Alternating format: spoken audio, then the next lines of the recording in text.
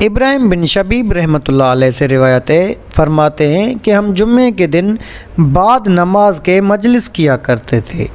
ایک شخص صرف ایک کپڑے میں لپٹا ہوا ہماری مجلس میں آ بیٹھا اور ایک سوال کیا۔ ہم لوگ مجلس کے برخاست ہونے تک مسائل فقہیہ میں گفتگو کرتے رہے۔ پھر وہ شخص دوسرے جمعے کو آیا، ہم نے اسے جواب دیا اور اس کا مقام اور اس کی حالت دریافت کی۔ اس نے اپنا پتہ بتایا، پھر ہم نے اس کی کنیت پوچھی۔ اس نے کہا ابو عبداللہ۔ ہم اس کی ہم نشینی سے بہت خوش ہوئے۔ ایک مدت تک وہ ہمارے پاس اسی طرح آتا جاتا رہا، پھر اس کا آنا موقوف ہو گیا۔ ایک بار ہم اس کی ملاقات کے ارادے سے اس بستی میں گئے اور اس کے بارے میں دریافت کیا۔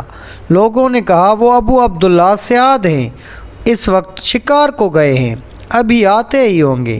ہم انتظار میں بیٹھے تھے کہ وہ سامنے سے آئے، اور حال یہ تھا کہ ایک ٹکڑے کپڑے کی لنگی اور ایک ٹکڑے کی چادر بنائی ہوئی تھی، ہاتھ میں کئی پرندے زندہ اور کئی ایک ذبح کیے ہوئے۔ ہمیں دیکھ کر مسکرائے۔ ہم نے کہا آپ ہماری مجلس کی رونق افزائی کیا کرتے تھے، اب کیا ہو گیا جو بالکل ترک کر دیا؟ کہا کیا سچ کہہ دوں، میرا ایک ہمسایہ تھا، اس سے کپڑے لے کر اور پہن کر تمہارے ہاں آتا تھا۔ اب وہ شخص سفر کو گیا ہے۔ پھر کہا تم میرے گھر چل کر رزق اللہ تناول کرو گے؟ ہم ان کے مکان پر پہنچ کر بیٹھے اور اپنی بیوی کو ذبح کیے ہوئے پرندے پکانے کے لیے سپرد کیے، اور زندہ کو لے کر بازار گئے اور انہیں بیچ کر روٹیاں خرید لائے۔ اتنی دیر میں بیوی نے سالن تیار کر رکھا تھا۔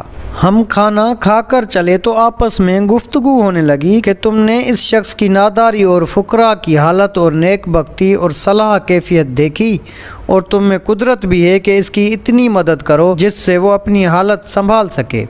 تمہیں ایسا کرنا چاہیے کہ کچھ چندہ جمع کر کے ان کی امداد کرو جس سے وہ اپنی حاجت پوری کریں۔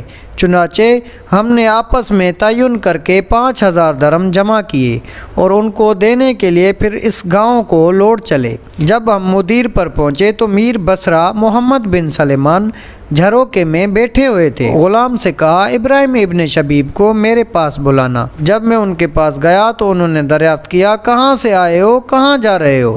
میں نے سارا قصہ کہہ کر سنایا۔ امیر نے کہا مجھ پر تم سب سے زیادہ حق ہے، اور اسی وقت 10,000 کا توڑا منگا کر اور ایک فراش کے کندھے پر رکھوا کر میرے ہمراہ کر دیا۔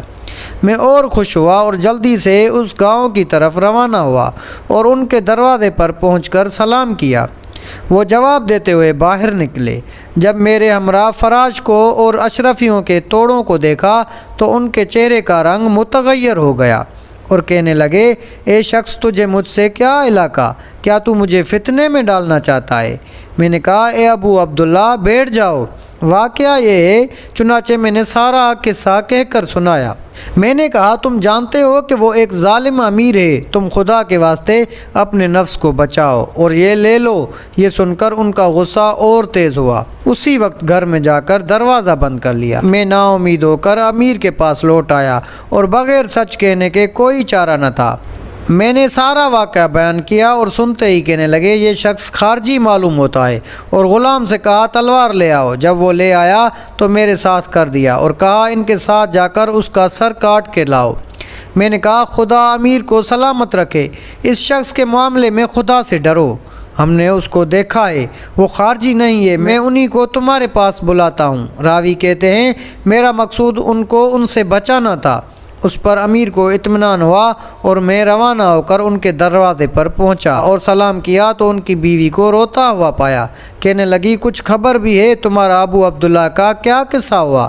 میں نے کہا ان کا کیا حال ہے؟ کہا انہوں نے گھر میں آ کر جو کچھ ان کے پاس تھا رکھ دیا اور وضو کر کے نماز پڑھی، اور میں نے انہیں یہ دعا کرتے سنا کہ اے اللہ مجھے اپنے پاس بلا لے اور فتنے میں نہ ڈال۔ یہ کہتے ہوئے لمبے لیٹ گئے۔ میں ان کے پاس پہنچی تو ان کا انتقال ہو چکا تھا اور یہ ان کی لاش موجود ہے۔ بے شک دنیا میں ایسے ولی اللہ بھی گزرے ہیں جو ساری زندگی اپنے آپ کو دنیا سے بچاتے رہے، اور جب دنیا میں پھنسنے کا وقت آیا تو دنیا ہی سے چل بسے اور دوسری طرف ہم اپنے گریبانوں میں جھانکیں کہ ہم کس قدر دنیا کی محبت میں گرفتار ہیں۔ اللہ تعالیٰ ہم سب کو اس واقعے سے سبق حاصل کر کے آخرت کی تیاری کی توفیق عطا فرمائے۔ آمین یا رب العالمین۔